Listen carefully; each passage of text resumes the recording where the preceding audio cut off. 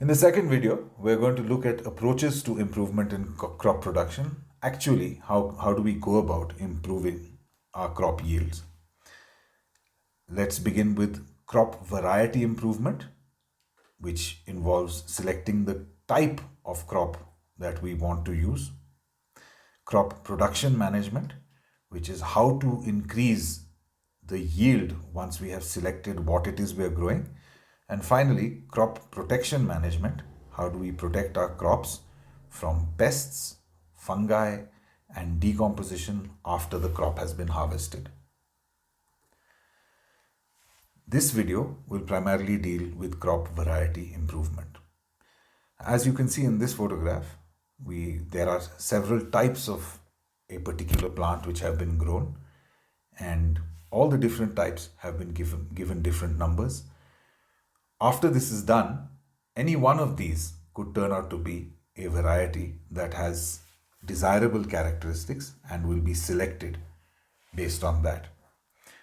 Let's look at the different ways, the different bases for variety selection. So we might choose a variety because it has good yield, that is the amount of crop it produces. We might choose it based on the quality of the produce.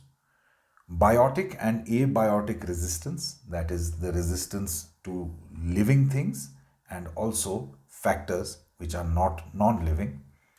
Maturity duration means how long it takes for the crop to get ready. Climatic adaptability, the ability to adapt to climatic conditions. And agronomic characteristics, which are some of the features that describe these plants. I would recommend at this point that you actually note all of these down and make notes as we go through the rest of this presentation. Let's look at yield. So we'll take the case of apples.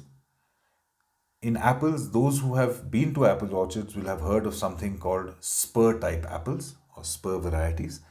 Now, in conventional low spurring varieties, the fruiting bud, which is also called bima in Hindi, is born on the outer edges of the tree, on the young branches. Now, spurring varieties are actually those varieties which produce the fruiting bud, which is a bud that can bear fruit not only on the tips of the branches and the thin branches, but also towards the center, on the main stems and the main trunk of the tree. As a result, they bear fruit throughout, whereas low spurring varieties tend to have a large central portion which has no fruiting spurs and therefore does not bear crops. So spurring varieties tend to increase the yield in apples. Let's look at wheat. On the left hand side of this picture, you have traditional wheat varieties, and these wheat varieties produce less than 1 ton of wheat per hectare. In 1971, India's wheat yield was 1.3 tons per hectare, and in 2019 it was 3.4 tons per hectare. So you can see the increase in yield.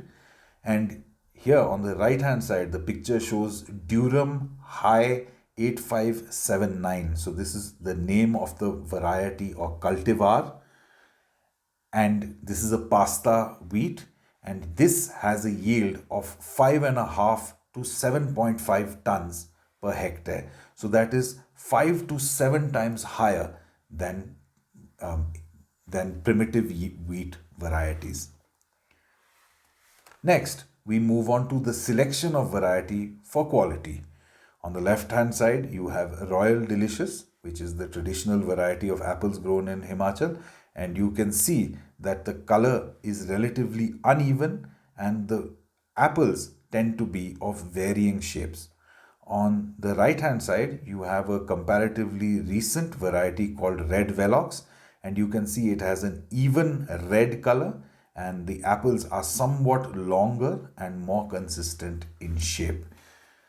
So this is an example of a selection of variety for quality. That is not to say that Royal Delicious are of a lower quality, but they have a different quality, and we will select the apple based on the quality that we wish to market.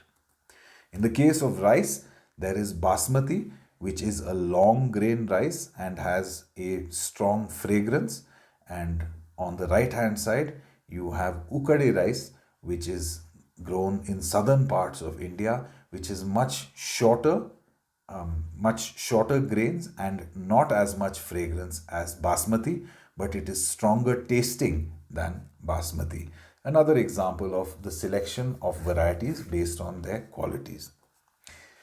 Let's look at resistance to biotic factors. So biotic factors are those factors which are caused by living things. So if you take scab, which is a disease caused by a fungus in apples, if you look at the left hand side, you can see apples which have been affected by scab disease. On the right hand side, you see a cultivar or a variety called freedom. It's not yet common in India, but it is resistant to many diseases like scab, fire blight, rust, and powdery mildew. All of these are fungal diseases, and the freedom variety is resistant to them. That means it doesn't get these diseases easily and therefore is advantageous. One might choose this variety if you have these diseases in your area. Here's another example of biotic resistance in Rajma. So the Rajma grows in two forms. One is a stout shrub. On the left hand side, you can see the shrub variety of Rajma, and you can see that the shrub variety often gets this grub, which is the larva of a beetle, which bores through the stem and causes the Rajma plant to fold over, as you can see on the left hand side. Whereas the climbing form or the traditional form, or what is called baladi of Rajma, in fact is not susceptible. It does not get this ring cutter worm, and therefore if the ring cutter borer is common, then one can choose the climbing form of Rajma over the stout form. Let's look at abiotic resistance. So resistance to abiotic factors. Abiotic factors are things like temperature, moisture, which are essentially do not deal with living things. So if you look on the left hand side, there is something called bitter rot, which happens after drought stress. When you have a drought, bitter rot is something that takes place in apples. And on the right hand side, you have a variety called Fuji, which shows low water loss and therefore is better resistant to drought. Let's look at abiotic resistance to floods. This is commonly seen in areas of West Bengal and Bangladesh where they have large periods of flooding. So there's a special cultivar, or a variety called Sub 1. It's a special variety of rice, and Sub 1 has the capacity to live underwater for up to 14 days without dying. In other words, it can be submerged for 14 days without dying, and therefore you might choose this strain because of its resistance to an abiotic factor, in this case flooding. The next basis is maturity duration. So in cherry farm, in the production of cherries, if here in the diagram in the center we have shown up the process of grafting. So in many trees, you first grow a plant on the base, which is called the rootstock, and then you cut another plant and you join it on the top, that is called a scion. And this in fact is called grafting. So at the base we have the rootstock. When growing cherries, if you use something called colt rootstock, it begins to produce crops by the third year itself. However, if you use seedling stock, which means the rootstock which is produced by planting cherry seeds, you get the crop only by the 6th or 7th year. So you can see that there's a big difference in the time period it takes for the tree to mature. Let's look at climatic adaptability. So in the case of apples, you find that this variety HRMN99 can be grown in plains and tropical areas, and it does not require chilling hours for flowering and fruit setting. In traditional varieties of apples, if there is insufficient cold in the winter, there is improper flowering and fruit set. So here we have a variety that is able to adapt to a warmer climate, and today you find in the lower parts of Himachal this apple is being grown. So this is another reason that one might in fact decide to plant this apple if the area in which one is growing it does not have sufficient winter hours.